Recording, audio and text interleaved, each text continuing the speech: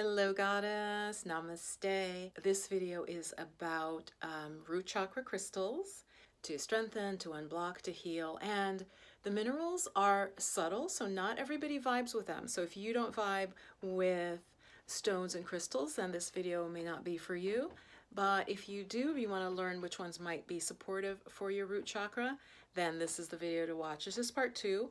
I'll put part 1 to pop up here if you haven't seen it yet. The root chakra is crucial. I just want to say briefly, I feel like a lot of women, we really don't have strong root chakras. Emotional abuse, childhood abuse, family difficulties. In fact, as I'm seeing things play out in the world now, I know a lot of us really do not have strong root chakras. If so, we could withstand pressure and feel very calm and very stable. This is something you probably want to watch if you know that you have issues related to that energetic center. So this episode continues the series of 20 ways to unblock and heal the root chakra. And bloodstone. Bloodstone, also known as heliotrope. There are many legends, stories about bloodstone, some related to the blood of Christ. It is an earthy green stone with flecks of red, hence the name bloodstone. But of course the stone was around even before that and had this name of heliotrope. It is also a very powerful stone that would be excellent for the root chakra, of good health, good luck, fortune, protection, honor, just a lot of positive attributes linked with this particular crystal. Check that out if it resonates with you. Bloodstone. Obsidian. Obsidian is a stone formed from volcanic lava. It is for those who dare to see, right? It has a mirror-like quality to it, a sheen to it. I also just love obsidian. I've just always been drawn to it. And as I said, I do have a weaker root chakra that I have been working on. So it's interesting that I am drawn to so many of the stones that are supportive of the root chakra. It can be a very powerful, even a brutal stone, just bringing up subconscious blockages and issues. It just really sort of puts them out there where you can see them, where you can work with them. So it is a very powerful crystal. It's not just sort of like this pretty crystal. There's a real power in all of these stones, especially I find the ones, the black ones, there's an intensity to them. So again, if you resonate with obsidian, that is a stone you might want to work with. Obsidian can be shaped into very sharp edges. It's been used as axes and blades throughout many cultures. So in that way connected to the idea of, you know, cutting sacrifices or hunting, because it can form into these very sharp, strong blade basically.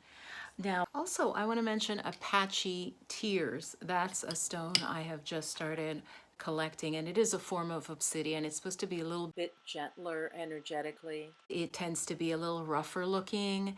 It looks less polished and smooth. It's a little more uneven. It's called Apache's tears, so you might want to check that out as also a form of obsidian.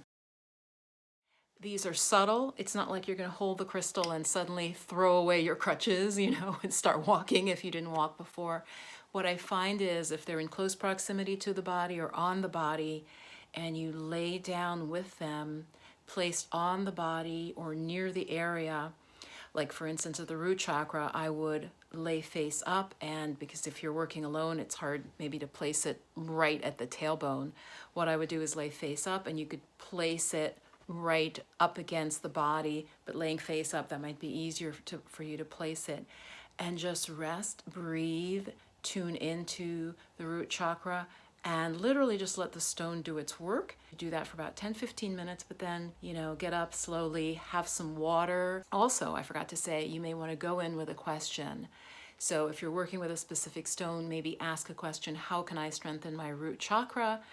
And see what comes up after the 10 minutes or so of just sort of resting with the crystal. And give yourself a little time maybe to journal and see what insights come up. Say this is for those who are pretty sensitive to the stone beings. I don't think that everyone is, and so a lot of people, of course, say, well, I mean, that's just ridiculous, or they're just pretty. So again, you have to be at a certain level of concentration and quiet, I believe, to really feel the benefits of working with the different crystals. And always check with what crystal draws you, right? Because there is going to be some connection between you and that stone being. And so that's really the primary thing. So if you have any questions, leave them in the comments below.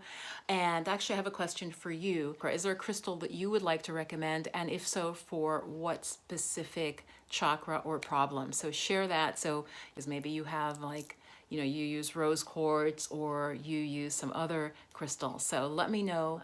If you'd like to join my tribe, there is a link below, and you get, I think at this point, 3 free meditations and a little PDF guide to 2 of them. One of them is an inner child, and I think there's a relaxation one that is not available on YouTube. Thank you to my patrons over on Patreon. Thank you for supporting the YouTube channel. I really, really appreciate you. Mwah. Stay blessed, stay blessed. Bye-bye.